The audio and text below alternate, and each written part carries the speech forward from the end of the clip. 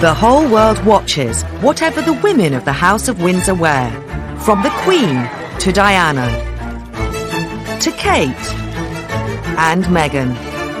Every dress and every gown has always been under enormous scrutiny. It gives you a lift when you see someone in something beautiful like that. Oh my God, isn't that wonderful? Tonight, the stories behind some of the royals' most iconic outfits. Diana's clothes put out a message of, well, her mood really. She wore an absolutely knockout black chiffon frock. She called it her revenge dress.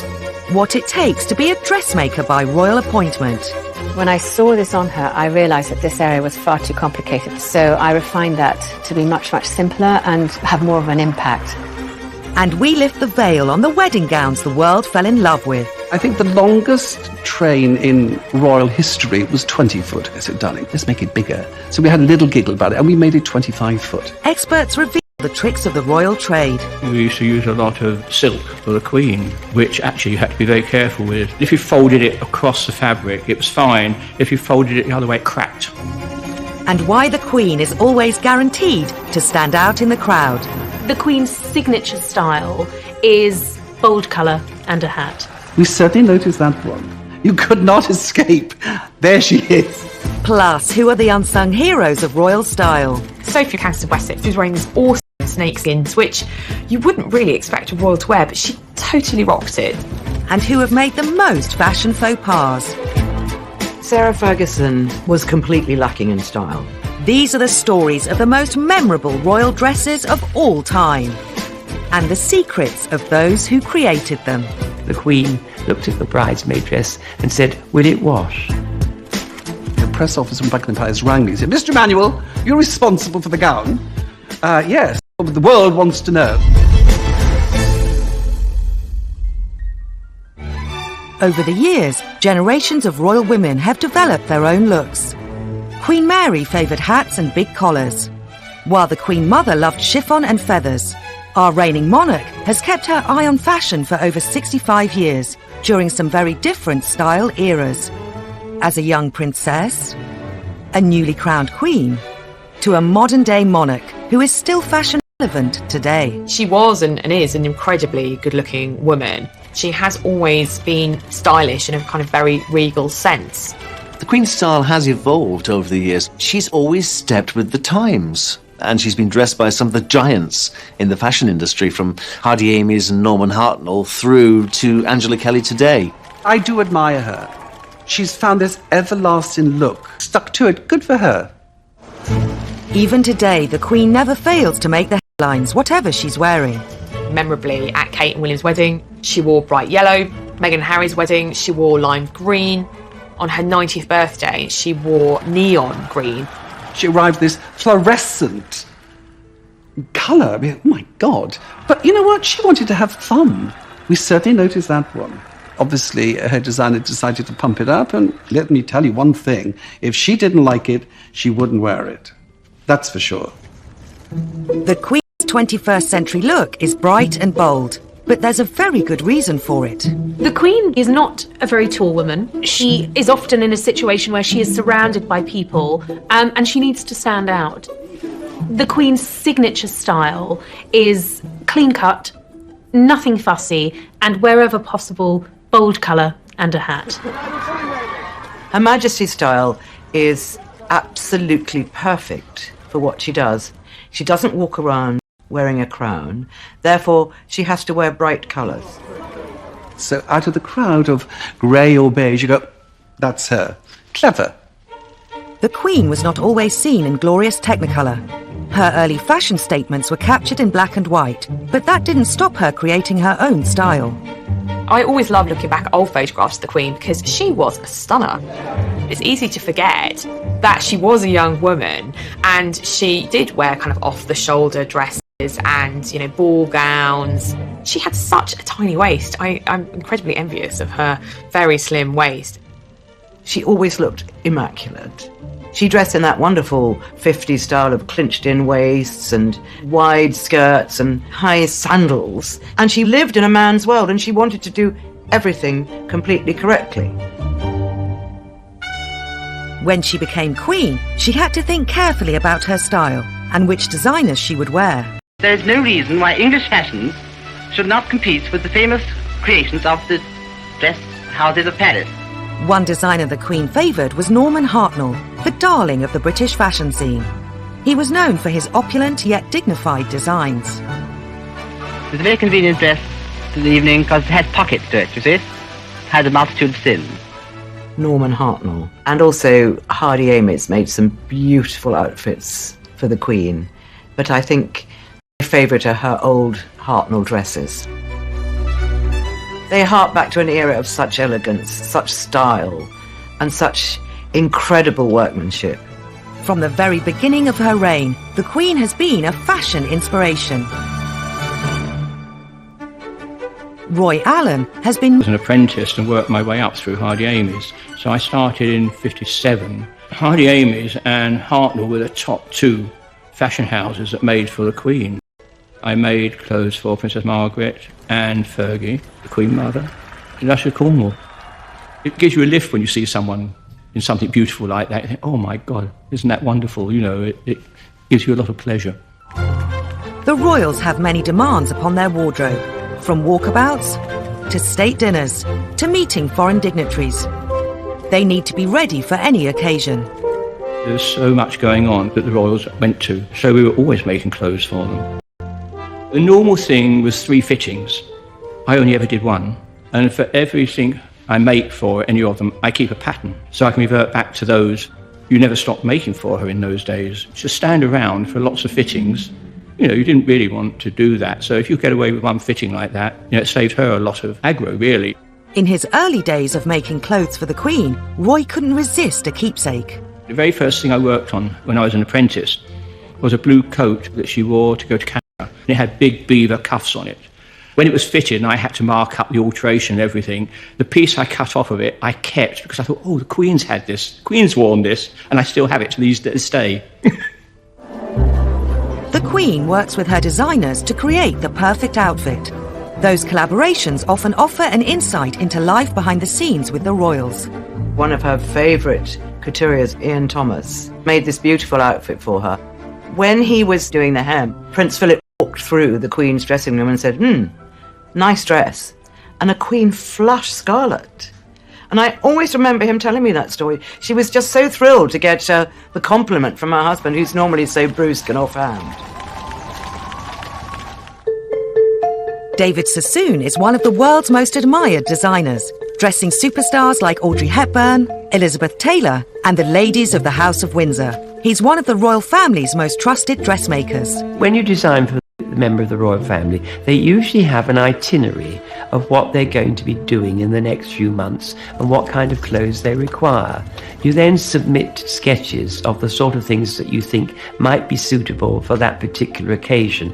It could be a garden party, it could be an opening of Parliament, it could be a very grand ball. One of my first memories of making something for the member of the royal family was Princess Anne. She was 8 years old and she was to be a bridesmaid for the first time. It was very exciting for me because I had only recently come as a student from the Royal College of Art, and suddenly I was going to Buckingham Palace to fit a dress on a royal princess. Designers were tradesmen, so we went to and Nanny put Princess Anne into the bridesmaid dress. And then, out of the blue, the Queen appeared. And I walked backwards to make a bow and walked into this corgi bowl full of water, which upset all over my shoes. And the Queen pulled a cord by the side of the fireplace, and a liveried page appeared and wiped my shoes. My memory is that the Queen looked at the bridesmaid dress and said, "Will it wash?" She was very concerned that it would wash. I think the Queen is actually quite thrifty when it comes to her wardrobe. There are occasions when she will rewear something, or she will take a dress and team it with a different frock coat or accessorise it and update it. Frugality runs in the family. The Queen's daughter, Princess Anne, is the ultimate thrifty royal. She has worn this cream and navy coat repeatedly over the last 35 years. Working with her dressmakers, the Queen knows what it takes to be perfectly presented. You do give them alternatives. You show them a selection of fabrics to choose from, and then they would say, well, I rather like red, and you might suggest a softer red rather than a bright red. So together, You work with the member of the royal family on what the final garment is going to be. She's very good at sitting, knowing what to do, to smooth things out as she sits down, which is very important. We used to use a lot of silk, which actually you had to be very careful with. It was called zibeline. And if you folded it across the fabric, it was fine. If you folded it the other way, it cracked. She's got her kit, as it were. She's got her working clothes. She can outdazzle everybody with her diamonds, hello, and there's a lot of them. I think she sees it as her working wardrobe. And I'd imagine when she comes back from some gala or reception, she probably takes the tiara off, kicks off her shoes, and relaxes in a dressing gown, like any normal woman would do. When meeting foreign dignitaries, what the Queen wears can sometimes have special significance. In 1983, during a visit to the 20th Century Fox Film Studios in LA, she wore a gown emblazoned with the Californian poppy. She calls them her costumes. Which costume will I wear today? She's dressing up and going out onto the world stage to perform her duty. The state visit to Ireland in 2011 was a hugely important moment in relations between the two countries. By wearing designs reflecting national colours and symbols, the Queen dresses for diplomacy. When she had the state dinner, the shamrock was embroidered within her gown because it's a business. The bodice and sleeves of the Queen's white silk dress were adorned with over 2,000 hand-sewn embroidered shamrocks, while a Swarovski-embellished Irish harp. They are very much functional business dresses, and they are paid for by the Foreign Office because the Queen, as head of state, is representing her country, and this is a work outfit. The Queen has created a very specific look with a very strict code. What I admire about Her Majesty the Queen, she's found a formula that works, and she's stuck with it. And she looks great.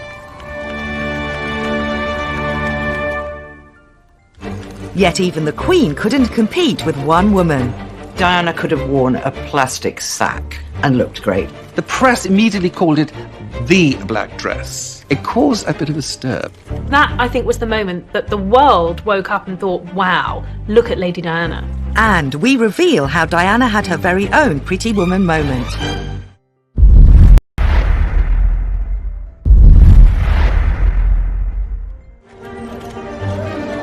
During her lifetime, Princess Diana was the most photographed woman in the world, and a style icon. She wore whatever suited the occasion, and she had that uncanny knack of always getting it right. Diana could have worn a plastic sack and looked great. She developed a style that was very much her own. She was blessed with a wonderful complexion, and she could wear any colour and make it look absolutely wonderful on her. In her earlier days, Diana's clothing confidence was not immediately apparent. When she was Lady Diana Spencer and she was teaching little children in nursery, she was not this powerhouse of fashion. She was pretty demure.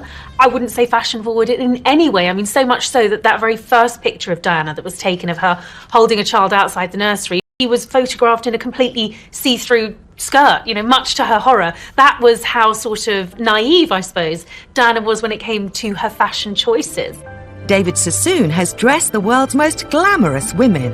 Who better to transform the young Lady Di into a princess? Initially, when we first started making clothes for Diana, she was very insecure about the kind of clothes that she would need to wear. So we did very much at the early stages guide her through what was not always a very easy task for her. Diana's royal fashion journey began in early 1981, when the shy teenager was looking for the perfect outfit to announce her engagement. Diana and David hadn't met yet, but she knew she wanted a Belleville Sassoon piece. The shopping trip didn't quite go to plan. Princess Diana came to our shop one evening about 5 o'clock, and she was met by a rather intimidating vendeuse who asked her what she was looking for, and Diana just suggested it might be a good idea if she went to Harrods. When my partner Belinda Belleville and I heard, we were absolutely horrified to discover that she didn't recognise Lady Diana and suggested that she went to Harrods for the outfit. It then turned out was the one that Diana would wear for the official photographs with Prince Charles on the announcement of her engagement. Diana's engagement outfit was, I think, very much what we would expect of a young royal bride to be. She had that beautiful engagement ring, which really was the centrepiece of the day, complemented her eyes, and obviously she chose to reflect that blue in her choice of suit and the frilly white blouse, very fitting of the time. I'm not sure how comfortable Diana felt in it. Diana told me much later she hated the outfit she wore for her engagement photograph in the grounds of Buckingham Palace. She did not look the way that Diana looked ever after. Very glamorous, very chic, everything sewn to fit her body. David Sassoon, however, wasn't the only early influence on the way Diana dressed. With the help of up-and-coming designers, the Emmanuels, Diana made quite the entrance onto the social scene. She was introduced to Emmanuel, which was my ex-wife and I, via Vogue magazine. Diana had ordered and worn several gowns by us. The black shoulderless ball gown worn at the couple's first engagement together made the world sit up and take notice. The minute she got out of the car, and as she got out of the car, it's white heat. Every flash in that street went off. It was such a statement dress. I mean, the royals don't usually wear black unless they're in mourning. And here was Diana going for an evening event in a stunning black floor-length gown, taffeta silk, off the shoulder, two quite big things in terms of royal dress statements. And this was two big ticks from the fashion brigade. That, I think, was the moment that the world woke up and thought, wow, look at Lady Diana. The press immediately called it the black dress. It caused, I think, a bit of a stir, because the very next morning, the press officer from Buckingham Palace rang me and said, Mr. Emmanuel, you're responsible for the gown. Yes, well, the world wants to know. Royal wedding mania swept the country as Diana was set to marry her prince. We knew the date, the time, and the place. But what we didn't know was what the bride would be wearing and who would design it. Diana called my studio and asked, would we do her the honour of making her wedding gown? It was a simple phone call. And of course, immediately that changed my world. I'm very happy and delighted, obviously, with the news. And what about you, Elizabeth? Over the moon, very thrilled. And how did you celebrate when you heard? We celebrated upstairs in the workroom with all the girls, all the ladies who work for us. We all opened some champagne. It was marvellous. They were thrilled, of course, like we all are. Dreams, but one which the whole world would remember. At one of the fittings, I think we came out with, oh, we want to make you look like a fairy tale princess. And I think that banner stuck, I think. You have to remember, she was ravishingly beautiful, tall and slim. So we promised to make her like a fairy tale princess. Diana's dress had become one of the most closely guarded secrets in fashion history. As with all royal weddings, it was always going to be about the dress. These wedding dresses become iconic parts of royal history. Diana wanted it to be a complete surprise so that when she emerged from her golden coach, that was the first the public, the world, and of course her future husband had seen of this momentous dress, which had been kept as secret as any state secret, it's got to be said. The Emmanuels went to extraordinary lengths to keep Diana's dress under wraps. So regarding her fabric, we decided on a very heavyweight silk taffeta. And we asked the weavers to do a whole bolt in white and a whole bolt in ivory because we didn't want them to know which colour we were going to use. Because we promised to keep, like every bride, you promised to keep it a secret because that's the big reveal. One of the biggest secrets was the length of the train. Both Diana and the Emmanuels were determined it would make a huge impact. We looked at past royal brides, and I think the longest train in royal history was 20 foot. I remember giggling to Dan. I said, darling, come on, it's St. Paul's, it's vast. Let's make it bigger. So we had a little giggle about it, and we made it 25 foot. I think it's the longest train in the history of royal wedding dresses. The 29th of July, 1981. As huge crowds gathered on the Mall to watch the royal procession, a few lucky palace insiders got a sneak preview of Diana's wedding dress. I remember on her wedding day, waiting for the Queen to come through, and all I could see was this vision in white running towards me. She had rolled up the train into a ball, pushed it under her arm, and she was running down the corridor like a galleon in full sail. As Diana made her way to St. Paul's Cathedral, the world got their first glimpse of her and the dress. And so Lady Diana, in that truly stunning dress, is well and truly launched on her way to the cathedral. course, this is the moment where she could exercise that traditional bride's prerogative of late, but somehow I don't think she will. Finally, the moment everyone had been waiting for. There was a collective gasp. It was like, wow, this is what we've been waiting for, and Diana didn't disappoint. She never did when it came to fashion. I certainly remember her getting out of the carriage and thinking, ugh, it was totally creased. And then watching David Emanuel as he bends down, he pulls it down. Princess dress. It really was. I don't think anything will ever come close, ever. And it was one of those dresses, you just remember Diana's wedding dress. It was so 80s, and it's kind of poofiness and all the yards of the train and the big, beautiful scrumpled material and her beautiful kind of Spencer tiara. It was like a fairy tale that had come to life. As she walked down the aisle, the congregation were able to appreciate her ivory silk taffeta and antique lace gown, complete with a veil made from 153 yards of tulle. And then the whole dress was fairy tale. I mean, it was Princess Cinderella on speed. I mean, it really was the most amazing outfit. And so she just looked regal. The other extraordinary feature of Diana's dress, the 10,000 pearls used by the designers. On the neckline, on the sleeves, it was all beautifully embroidered with pearls and sequins, with a vast crinoline petticoat, and then the huge cathedral veil in tulle, which was hand-sprinkled with mother-of-pearl sequins. So when she walked down the aisle at St. Paul's, it just twinkled. I think that it was part of this very, Cinderella-like, very ostentatious dress, which I think for many people, certainly for many young girls, would have been the dress of dreams. The wedding was watched by more than 750 million people around the world. The Emanuels became household names. When you've had this world acclaim with this beautiful, ravishing bride, you think, you can't outdo this. But of course, as a designer, you've got to go on. So you feel very blessed. Diana had to go on too. She would soon rule the fashion world. She ditched the ruffles and the bows and opted for a more streamlined look. I think she made the Queen and the court aware that keeping up with fashion trends can be quite important to make them more relatable to the people. And she even turned her hand to design. It was the only time that she ever independently designed a dress that she would like us to have made. I didn't think it was one of the most successful dresses we have ever made for her. She almost weaponized the way she looked, because she was saying to the world, he cheated on me, look what he was missing out on.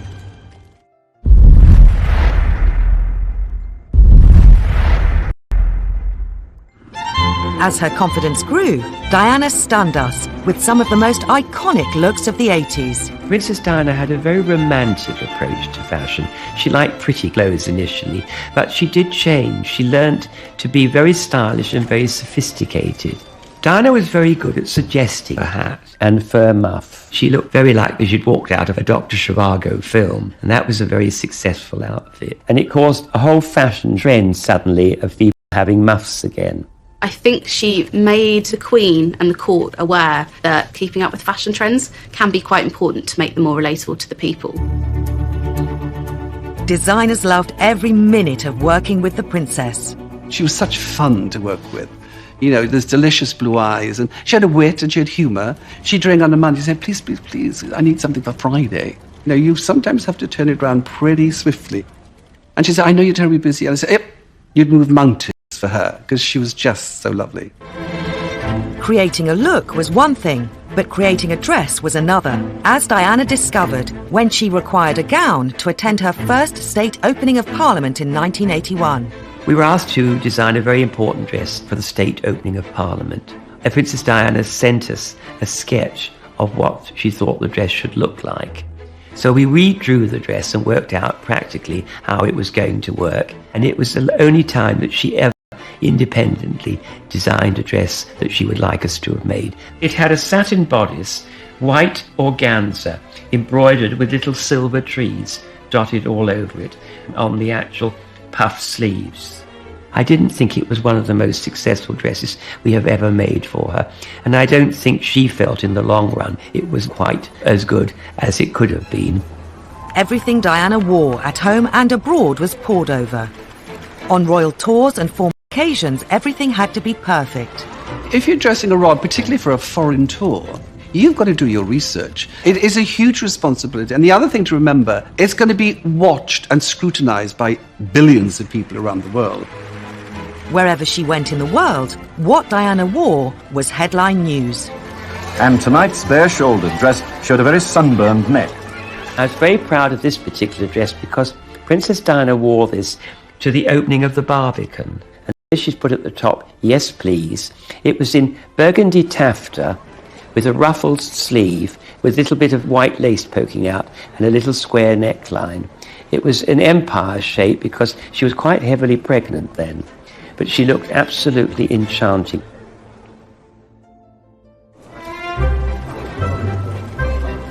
Throughout the 1980s, the princess's style continued to evolve. She took a very lovely diamond and emerald necklace and she wore it as a headpiece. And it looked amazing. I mean, I'm not quite sure how she managed to fasten it at the back of her head, but she obviously did, and it looked fantastic. The princess always remembered to thank the designers. To Australia. Dear David, thank you so much for making me 2 wonderful dresses to wear on my trip abroad. With love, from Diana. In 1985, the Prince and Princess of Wales visited America. And at a dinner in the White House, Diana dazzled the world with an iconic gown. The perfect moment in the perfect dress. I think the most standout gown of all for me, because I was there, was when she went to Washington with the Prince of Wales and went to dinner at the White House with Nancy and Ronald Reagan.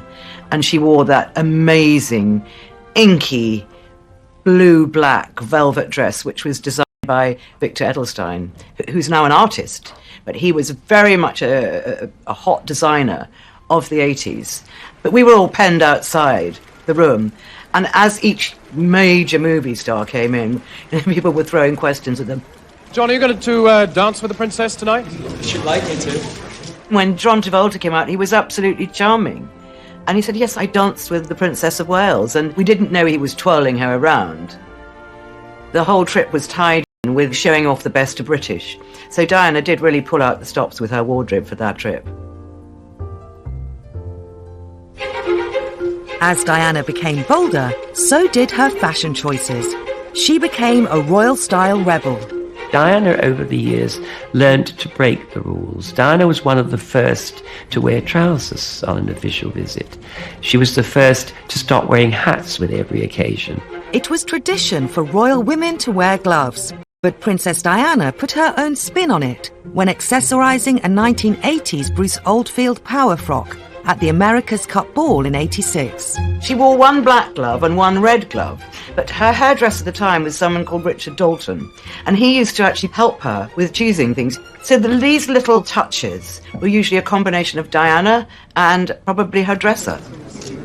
I think it's fair to say that Diana took the royal rule book when it came to royal dressing and ripped it up and started again. She loved fashion and she wasn't afraid to experiment as well.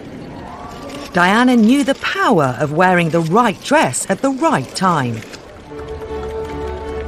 In June 1994, she attended a charity event in what would become one of the most talked about dresses she ever wore. That night, a documentary was due to air on TV that would shock the world. The Prince of Wales had decided to tell the world that he committed adultery with Camilla Parker Bowles on national television. And the night that was broadcast, the princess was to attend the Serpentine Gallery for her friend Lord Palumbo, Charles has just said. And anyway, I haven't got anything to wear. So I said, yes, of course you've got something to wear. She said, well, go and find me something then. So I went to her wardrobe room and I pulled out the Christina Stambolian dress and showed it to her. She said, I can't even fit into it now.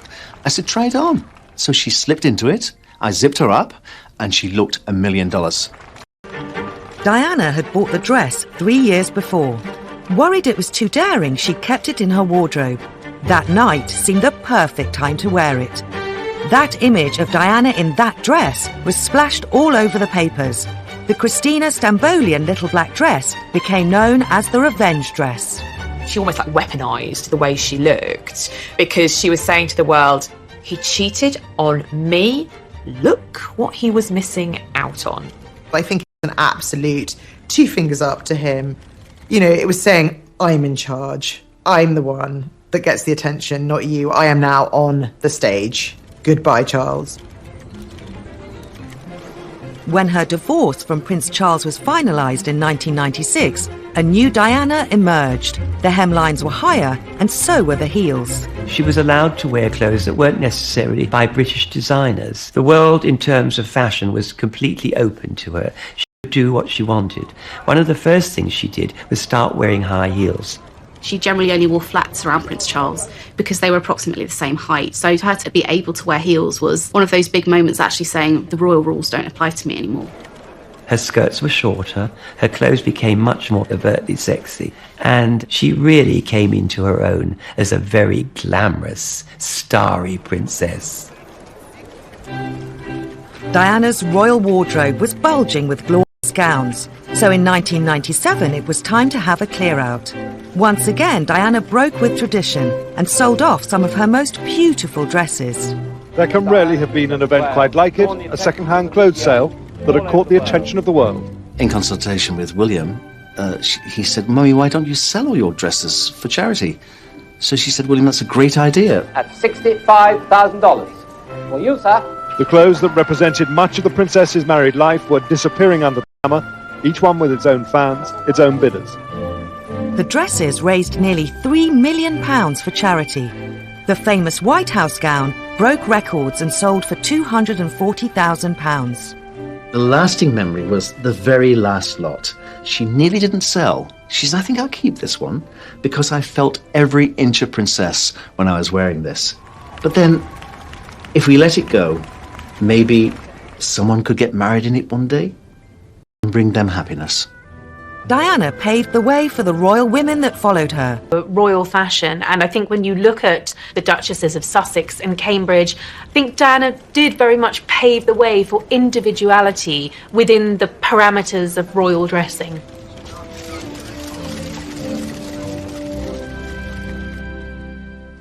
Diana led the way in the style stakes, but there's nothing like a royal wedding to really capture the imagination. And of course, it's all about the bride and the dress. We had a lot of fun, and she actually wanted to put in a Pegasus horse, which I thought, well, how am I going to put that in? The big story here was breaking with British tradition. Said by Queen Victoria, as you know, everything should be British.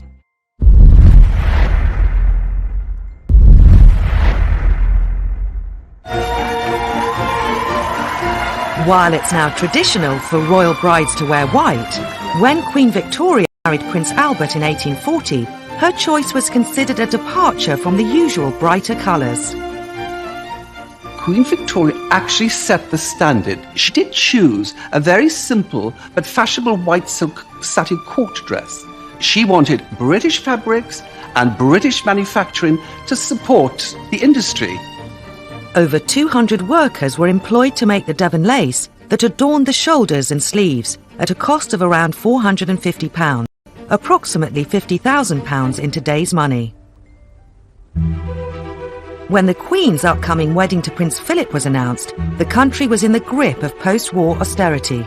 The government granted the Queen and her designer Norman Hartnell 200 extra ration coupons for the gown. The great British public were also determined to help. These were austere times. Could you imagine there was clothing coupons and the public feeling a huge sympathy for the Queen sent in their coupons, but the palace quite rightly returned all their coupons and sent them back. So I don't know how to this day Hartnell pulled it off, but Hartnell's gown was made of ivory Duchess satin, and it was actually inspired by the image Primavera by Botticelli. I mean, divine. By the time it was announced the Queen's younger sister, Margaret, would marry society photographer Anthony Armstrong-Jones, times had changed. In 1960, austerity was out, celebrity glamour was in. Princess Margaret was, very much a style icon and transgressed from royalty to celebrity. She would pore over magazines and ordering clothes from international couturiers and designers.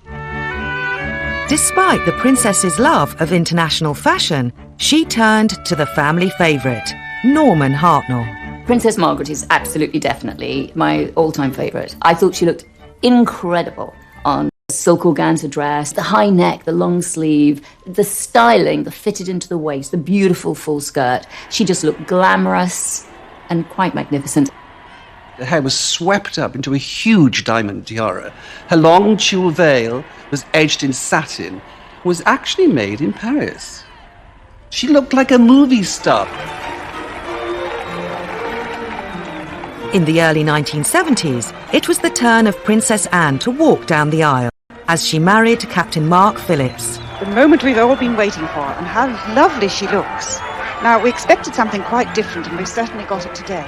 She took a different path from previous royal brides. Princess Anne changes the mould here. Instead of a couturier, she chose Maureen Baker, a ready-to-wear designer for the company Susan Small.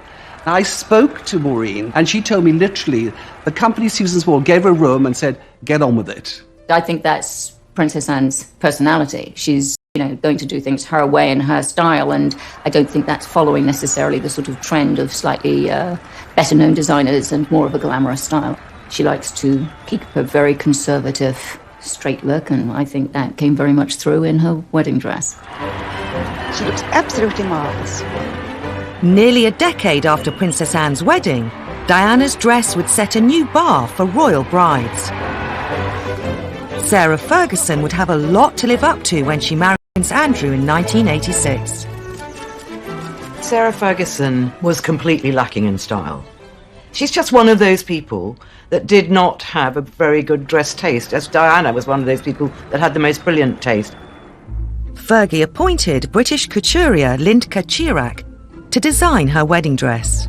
At that time, she was having a really hard time with the press for wearing this or looking like that or whatever. And I just thought, okay, shut that all out and we just focus on beautiful you and creating something that would be actually her. The pattern book that contains all the original drawings for Fergie's dress still occupies pride of place in Lindka's studio. The heavily embroidered design incorporated very personal details. This was the original sort of sketch and the working drawings for all the beadwork. It shows quite clearly the thistles, bumblebees, bows with the S's on the end, which is all part of Sarah's coat of arms. Into the wedding dress, I wanted to bring in the joint aspect of Sarah and Andrew getting married. Andrew brought the navy into the wedding dress through the anchors and hearts and waves, and Sarah brought her coat of arms in. So we had a lot of fun, and she actually wanted to put in a Pegasus horse, which I thought, well, how am I going to put that in? And then she also wanted to put in a helicopter, because at that time she was flying helis. So still keeps the original toil, or mock-up of Fergie's wedding dress in her studio. The first time we ever put it on her with the actual shaping correct, neckline to be decided height and depth, but also to look at the beading. And in fact, when I saw this on her, I realized that this area was far too complicated, the central part. So I refined that to be much, much simpler and have more of an impact. I was just too busy. Lindka simplified some aspects of the design, but the detailed embroidery and beadwork would still set a new benchmark for intricacy. In the dress, in total, I used 120 meters of fabric. There were 220 hours of beading, and the train had 130,060 beads in it. The total, including the bodice, was 153,760 beads, pearls, diamonds, you name it. Amazing. On the big day, huge crowds gathered in central London for Sarah Ferguson and Prince Andrew's wedding. A steadying hand and a first full view of the dress and the bride in all her beauty. As Fergie stepped out of her carriage, Lindka, seen in the white jacket, was on hand to adjust her train. What would the waiting world make of her design? There was a lot going on, but it was a beautiful, beautiful dress, and she never looked better than on her wedding day. Fergie did silence her critics.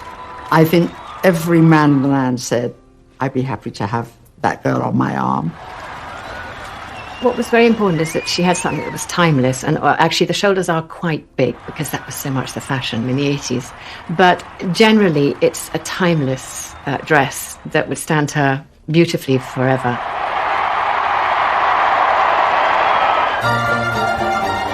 The 1980s were a golden era for royal wedding dresses. 3 decades on, Diana's 2 sons, Harry and William, would also walk up the aisle. If you look at the Duchess of Cambridge, she's constantly being compared to Diana. Diana was such an icon to live up to. They were such big footsteps for Kate to be filling. But ever since the death of Diana, the press, the media have been looking for the next global royal fashion icon. And I suppose that's fallen to Kate and now to the Duchess of Sussex as well.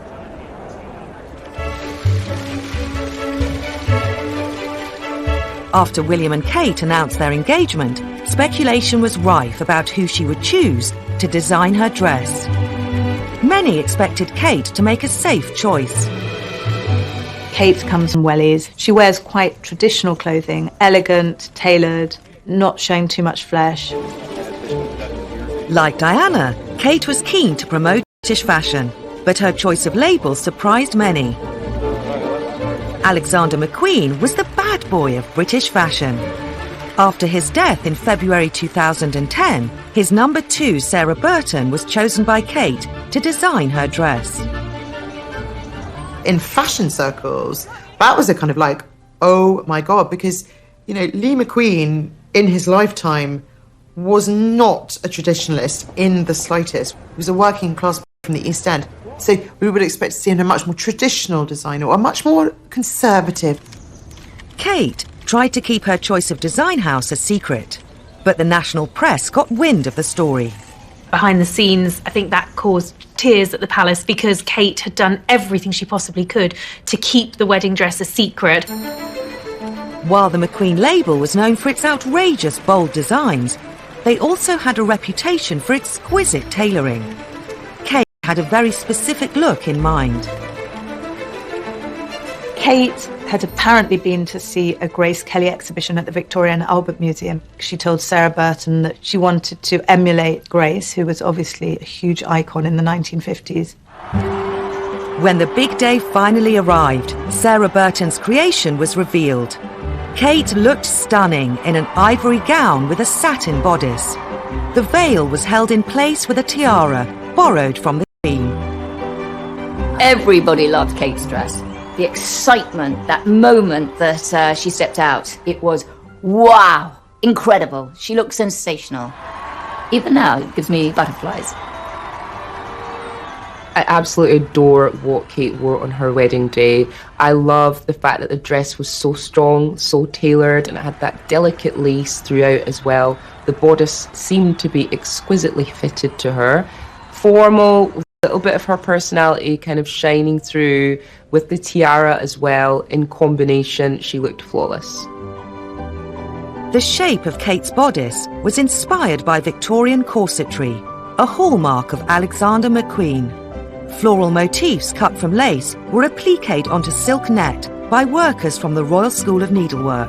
That beautiful lace that had the symbols of the 4 countries of the United Kingdom, the rose for England, the thistle for Scotland, the shamrock for Ireland and the daffodil for Wales, embroidered on that beautiful bodice and over the skirt. It was absolutely stunning and the work in it was beautiful. In 2017, Meghan and Harry were next British couture. Meghan appointed French fashion house Givenchy to make her dress. The label is headed up by British designer Claire Waite-Keller, but for some it was still a controversial choice. To me, the big story here was breaking with British tradition. Said by Queen Victoria, as you know, everything should be British. I think with Meghan, she's so modern and fresh, and I think that was part of what she wanted to be. It really wanted to represent her. I wanted her to feel absolutely incredible in the dress, and also I wanted her to feel like it was absolutely right for the occasion too. Like Kate, Meghan sought fashion inspiration from her favourite Hollywood-style icon. Meghan has been a huge Audrey Hepburn fan since she was a child, so it is unsurprising, really, that she chose to go for Givenchy, who was Audrey Hepburn's favourite designer. It was like, of course. Who else would she have gone for? May 2018. When Meghan emerged from her limousine onto the steps of St George's Chapel in Windsor, the watching world was stunned by the simplicity of her Givenchy gown. The dress is perfect from the moment she gets out of that car and walks up the steps into Windsor Chapel. It's simplicity itself, and there's just 6 seams. There's a boat neck, very, very relaxed. We're talking about a very sophisticated, chic older bride, glossy, chic understated. So it was refreshingly simple. Opinion was divided, though. Some fashion experts think Meghan's dress took simplicity too far. I, of course, that it really was a shame, that there was no question it was a little too big for her. So they didn't get the perfect cut and or fit. And that was a shame. I wasn't like, oh wow, this dress is amazing. In fact, I was a bit uninspired by it. Just as a dress, I just thought, nah, it's not done it for me. I found it too plain. When it comes to royal wedding dresses, even simplicity comes with a huge price tag. There have been all sorts of figures thrown at the cost of the Duchess's wedding dress, anything from 180,000 up to about $250,000. It does seem like an obscene amount of money, but the hours of labour that go into making that dress, and you're going to the head of an international fashion house, it's going to cost.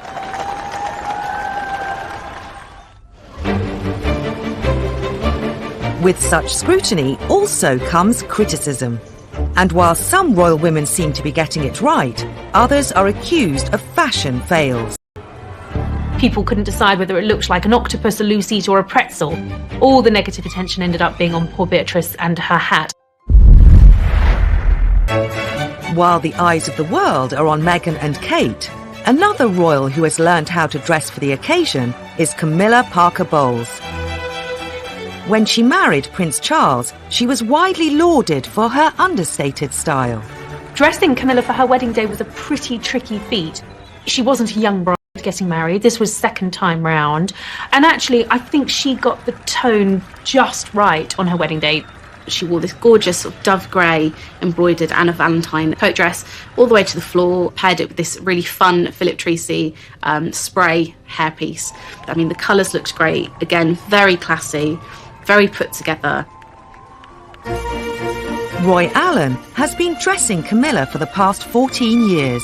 I often stick to a certain shape with her, which is just trying to do something different with it. Because I like to give her a waist, and more shape and that in it. Like all members of the royal family, the Duchess of Cornwall requires a wardrobe for official engagements. I did have one outfit once where she wanted an outfit for one of the tours they were doing, and it was only a week before, and she decided she needed another dress and coat. And she wanted it in blue, and I said, well, what am I going to do? And she said, oh, I trust Mr. Roy to get the colour and everything, and the style. I don't need to see a drawing of it or anything. So I did. Had one fitting that week and finished it for her for the end of the week to take away with her. Because it's very important you get things done early for them, because they all have to be loaded into the plane and things the day before. So it's very important that you're not late. I think Camilla's style is classic. She is a classic, good, plain dresser. She, like Kate, is much happier in jeans and wellies playing with her grandchildren and dogs than she is in posh frocks. She wears very elegant clothes, but obviously she is of a certain age, so she's not going to show her legs off in public or flash the flesh. Camilla knows what she likes and what suits her. Sometimes I think I'd like to do a different shape, but she loves the shapes I do, so... Like a lot of people, she sticks to the things that she knows suit her. And that's what every woman should do, really. You shouldn't go necessarily by fashion. You should go by what looks good on you and what makes you feel good. And that's the most important thing, I think. Of the many outfits he's designed for Camilla, Roy has his own personal favourites. This I made early on in my days making for the Duchess. It had these wonderful curved seams that went round and came up the back and curved round again. And that was all hand embroidered, like the sample here, and it had a narrow one at the side of it as well. I had to do a curved zip in it, which I'd never done before, so that was quite interesting. I enjoyed making it. It was great fun. This is one I made for one of her trips, which she liked, and she's worn quite a lot to different things. This was in a lovely purple wool, and it had rows and rows of pleating around the neck and around the cuffs, so it was very pretty. It was quite popular, and it's been photographed quite a lot. Understated her style may be, but Camilla hasn't gone unnoticed by the fashion world's biggest names. Edward Enfield, who is the new editor of Vogue, adores Camilla, thinks she's the best dressed royal. He thinks she's gorgeous. He wants to put her on the cover of Vogue. I mean, I'd love to see Camilla on the cover of Vogue. I think that would be awesome. The Duchess of Cornwall is finally getting some recognition for her fashion. But she's not the only royal who's sometimes underappreciated in the style stakes. I think the one who's not applauded enough is the Countess of Wessex. Sophie Rhys-Jones, Countess of Wessex, I think is one of the best dressed royal women. She is fashion forward without being too out there, without being too outre. It's not ostentatious, it's not full blown, it's very pared down. I often see her at Ascot where she's got it spot on, where so many royals get it wrong. She dresses now better in her 50s than she did when she was in her 30s, which is quite interesting. She's more than happy to sort of experiment with patterns and fun and flamboyancy. One of Sophie's favourite designers is Amelia Wickstead, and she's worn some stunning Amelia Wickstead dresses in the past. And I remember at the Palace of Versailles, she was wearing these awesome snakeskin, which you wouldn't really expect a royal to wear, but she totally rocked it. She was wearing something that was very fashion forward, but in her way, her style. But there are others who have come in for huge criticism. The worst dresser of all time was definitely Fergie. And she looked great in her own clothes and jeans and T-shirts, but she was just a disaster in the fashion of the 80s because it was too much for her. It was too frilly, there were too many bows, there were too many tweaks, there were too many frills. And she said so herself. So Fergie in the 80s just didn't go together. She actually, I think, as an older woman now, has got her style absolutely on point. She's got really good legs. She always wears dresses or pleated skirts, a top and a blazer. And, you know, she's got that lovely red hair. Learning from the past mistakes of others isn't always easy. In the way that Sarah Ferguson's always had a bit of a bad reputation when it comes to fashion, unfortunately her daughters haven't escaped that either. I mean, that image of Beatrice in the Philip Tracy hat at the royal wedding in 2011, I think is one that will forever haunt her. People couldn't decide whether it looked like an octopus, a lucite or a pretzel. All the negative attention ended up being on poor Beatrice and her hat. Often with the York sisters, it's a case of trying too hard and feeling that they need to look apart. Well, and actually, when you do see them out and about, they look great. I think it's when they're trying to dress up for a big occasion. Even the Queen isn't immune from the odd fashion faux pas, although they've been few and far between. Variety performance, and she wore this frankly hideous dress. It was bright yellow in the skirts and the top of the dress was in a harlequin print of other vibrant colours. It was just jarring to the eyes to see, if I'm honest, and not what you usually see from Her Majesty for an elegant evening occasion. A state banquet in Slovenia was another example of that. Quite a nice silver brocade gown that she was wearing, but it was trimmed with fur around the cuffs and the neck. The proportions were just off and it just looked a little bit strange for the time and the occasion. So that was a no from me. With designers on hand to create unique pieces, royal women can be reasonably sure they won't be caught in the same outfit as anyone else, surely. The Queen was looking at a swatch of fabrics with Bobo MacDonald, who was her dresser at the time. And Ian said, Your Majesty, I think that one of my other clients might have that dress. He said, let's have it then. And he said, but Your Majesty, I don't want anyone else to be seen in the same dress. She said, yes, what fun. So he made the dress for her. Much later on, the Queen was telling him a story. She was at Royal Ascot. In those days, they had a house party for the entire week of Ascot. She walked down the stairs wearing this dress. And she looked up, and there was one of her house guests wearing exactly the same dress. And she said to Ian, and guess who had to go and change? So she beetled back upstairs and changed. She found it amusing. It turned into one of the rare occasions when the Queen is rumoured to have changed outfits for a guest. The royal family have always had an effect on fashion trends, and that's never been more true than today. The younger royals have become the ultimate fashion influencers. The Kate effect first struck when she wore a £40 dress from Topshop. Literally, the website crashed. Everybody wanted to be seen in that dress.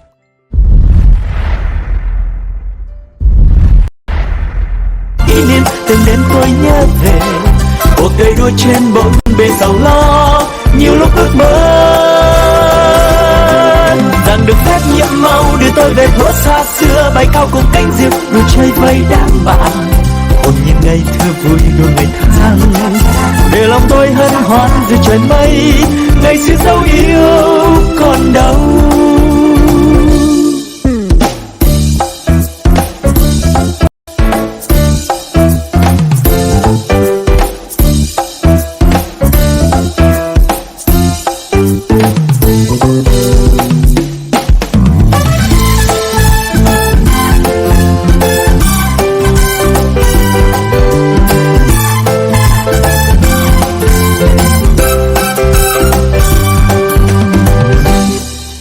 The royal family have long been considered global fashion icons, from Princess Margaret in the 1950s to Princess Diana, right through to 21st century royals Kate and Meghan. Kate and Meghan are very different. They're very different women and they dress in different ways. I would say that Kate is very much aware that she will be the next Princess of Wales and she will be Queen one day. She's been groomed to be future Queen.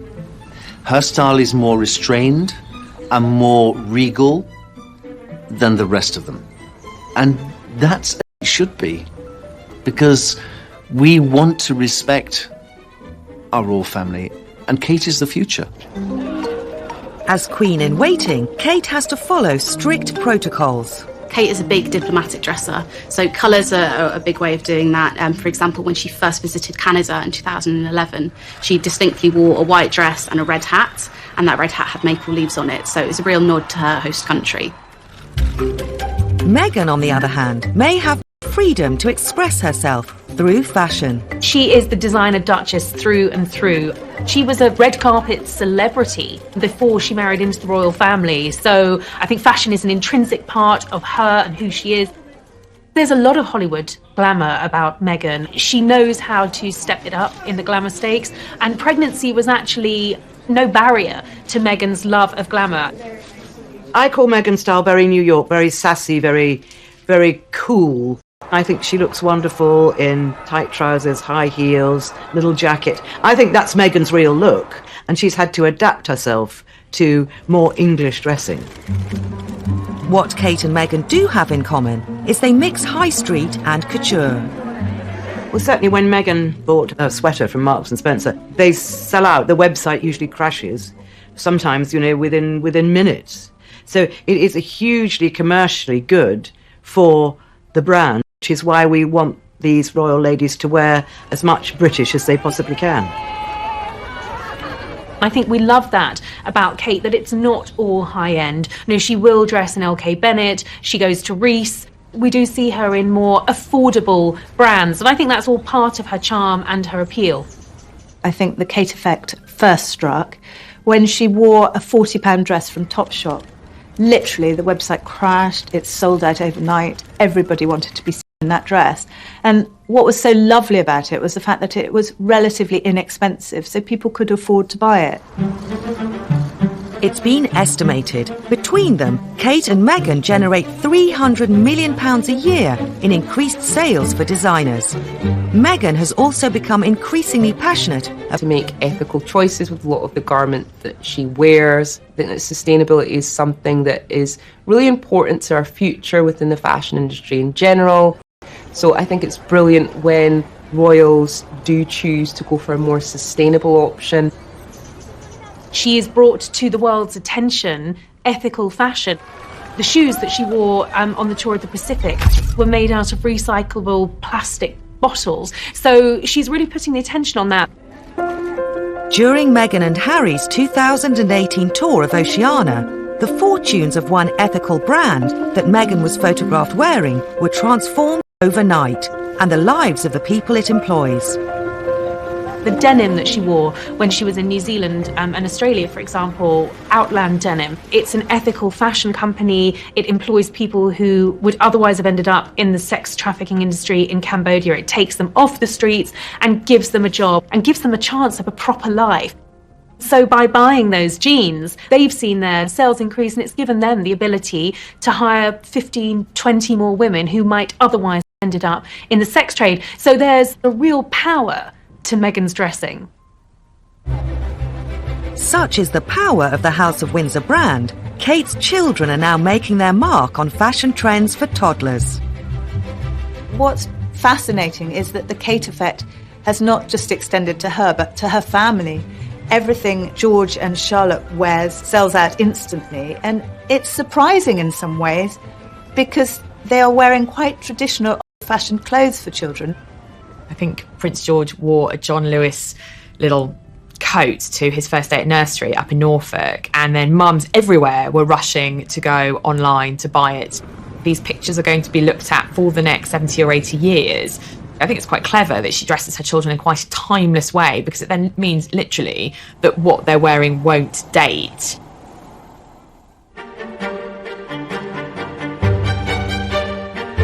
Over the decades, the royals have skillfully used the way they dress to send out a message. Whether it's dressing for diplomacy, a special occasion, or an international tour, reinventing themselves in the eyes of the public, or influencing future trends, what the royals choose to wear will always be watched.